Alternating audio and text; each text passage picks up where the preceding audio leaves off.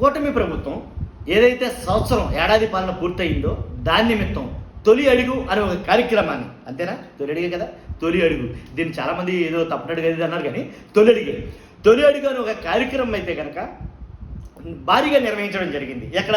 అమరావతిలో. కాబట్టి అమరావతిలోనే భారీ సభ అయితే కనుక ఏర్పాటు చేయడం జరిగింది. ఆ భారీ సభలో రఘురామకృష్ణరాజు గారికి, నేను ముద్దుగా త్రిబులార్ అని పిలుస్తూ ఉంటాను, చాలామంది అలా పిలుస్తారు అనుకోండి ఆఫ్ కోర్స్. అయితే త్రిబులార్ గారికి ఎలా అంటే అవమానం జరిగిందంట, ఆయన నచ్చల కొన్ని. కాకపోతే ఇక్కడ నేను చెప్పాలనుకున్నది ఏంటంటే, త్రిబులార్ గారికి అంటే రఘురామకృష్ణరాజు గారికి అవమానం జరిగితే ఆయన ఖచ్చితంగా పార్టీ నుంచి వెళ్ళిపోతాడు, ఆయనకున్న అలవాటు.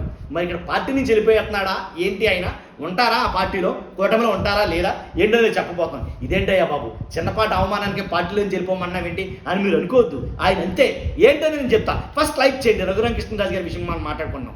లైక్ చేయండి, లైక్ చేస్తే ఎక్కువ మందికి ఇన్ఫర్మేషన్ పాస్ అవుతుంది, అంతేకాదు షేర్ చేయండి. అలాగే కొత్తగా మన ఛానల్స్తో పక్కాగా సబ్స్క్రైబ్ చేయండి. మీ అమూల్యమైన అభిప్రాయం కామెంట్ రూపంలో తెలియజేయండి రఘురామకృష్ణరాజు గారి కామెంట్ల మీద. తర్వాత వీడియో ఎండ వరకు చూడండి. ఫస్ట్ అయితే లైక్ చేయండి. చేశారుగా. ఏంటంటే అమరావతిలో జరిగినటువంటి ఈ భారీ సభలో ఏంటి రఘురామకృష్ణరాజు గారికి అవమానం జరిగింది. ఏంటి ఆ అవమానం అంటే కనుక, సుపరిపాలనలో తొలి అడుగు సభలో ఎమ్మెల్యేల పట్ల వ్యవహరించిన తీరుపై డిప్యూటీ స్పీకర్ రఘురామకృష్ణరాజు గారు సంచలన ఆరోపణలే చేశారని చెప్పాలా. ఈ సభలో ఎమ్మెల్యేలకు అవమానం జరిగిందని, ఆయన చేసిన ఆరోపణలు ఏవైతే ఉన్నాయో అవి కలకలం రేపుతున్నాయి నిజంగానే.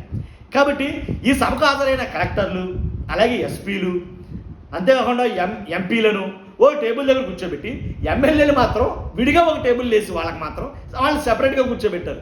అంటే కావలసిన కూర్చోట కానోళ్ళకి బయట అన్నట్టుగా, అంటే అయినోళ్ళు కాకుల్లో కానోళ్ళు కంచాలని అంటారు కదా సామెత, గుర్తుంది కదా.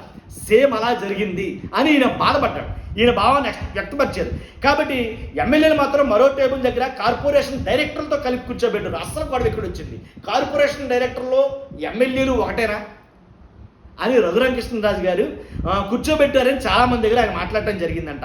దీనిపై ఎమ్మెల్యేలు చాలామంది తనకు వచ్చి ఫిర్యాదు చేశారని డిప్యూటీ స్పీకర్ రఘురామకృష్ణరాజు గారు చాలా చోట్ల తెలిపారు, చాలామంది తెలిపారు. ఈ కార్యక్రమానికి స్పీకర్, డిప్యూటీ స్పీకర్ను ఆహ్వానించాల్సి ఉన్నా అలా జరగలేదన్నారు. అంతేకాదు, ఒకవేళ తాను ఈ సభకు వెళ్ళి ఉంటే సీటింగ్ చూసి బయటకు వచ్చేసేవాడిని అంటూ రఘురామ వ్యాఖ్యానించడం ఇప్పుడు ఎక్కువగా కూటమిలోనే చాలా కలకలం రేపుతున్నాయి ఈ మాటలు. ప్రభుత్వం అధికారికంగా నిర్వహించిన కార్యక్రమంలో ప్రోటోకాల్ పాటించడం లేదని ఆయన ఆరోపించడం జరుగుతుంది.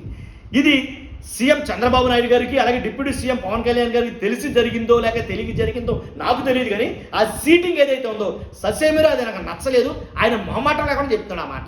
కాబట్టి చాలా అవమానం అయితే జరిగిందన్నట్టుగా ఆయన ఫీల్ అవుతున్నాడు. కలెక్టర్ కంటే ఎమ్మెల్యే ప్రోటోకాల్ పెద్దదని ఆయన గుర్తు చేశారు. అంతేకాదు, సుపరిపాలన తొలి అడుగు సభలో ఎమ్మెల్యేలకు జరిగిన అవమానంపై తాను సిఎస్కు ఫిర్యాదు చేస్తానన్నారు. దీన్ని మొదటి తప్పుగా భావిస్తున్నట్లు డిప్యూటీ స్పీకర్ రఘురామకృష్ణరాజు గారు ఆనోటు ఈనోటు అందరి దగ్గర అంటుంటే అది బయటకు పొక్కింది, వార్త అయ్యింది. అది విషయం. యాక్చువల్గా రఘురామకృష్ణరాజు గారి గురించి మీకు విషయం చెప్పాలా. జగన్మోహన్ రెడ్డి గారి దగ్గర నాకు సరైన గౌరవం లభించడం లేదు అని ఆయన బయటకు వెళ్ళిపోయాడు, గుర్తుందో లేదో. Rebel MP, first rebel MP Jaganmohan Reddy గారికి రెబల్ ఎంపీగా బయటకు వెళ్ళిపోయి వైసీపీ రెబల్ ఎంపీగా నేను వైసీపీ పార్టీలో ఉంటాను అని బయటకు వెళ్ళిన తర్వాత తిరుగుబాటుని వ్యక్తం చేయడం ప్రారంభించాడు ఆయన బయటకు వెళ్ళిపోయిన తర్వాత. కాబట్టి నిజంగా ఎలా అంటే పార్టీ అధికారం కోల్పోయేదాకా ఈయన తిరుగుబాటు చేస్తానే ఉన్నాడు. అంతేకాదు, ఆయన మీద ఒక కేసు అయితే ఉంది. అలా జరుగుతుందనే నన్ను కక్ష పెట్టి, నన్ను లోపలెట్టి, పోలీసుల చేత చితక్కొట్టి, కాబట్టి ఈ రకంగా నన్ను చేశారు అని ఆయన చెప్పారు ఆయన. కాబట్టి లోపల ఆ కేసు కూడా నడుస్తుంది ఇంకా.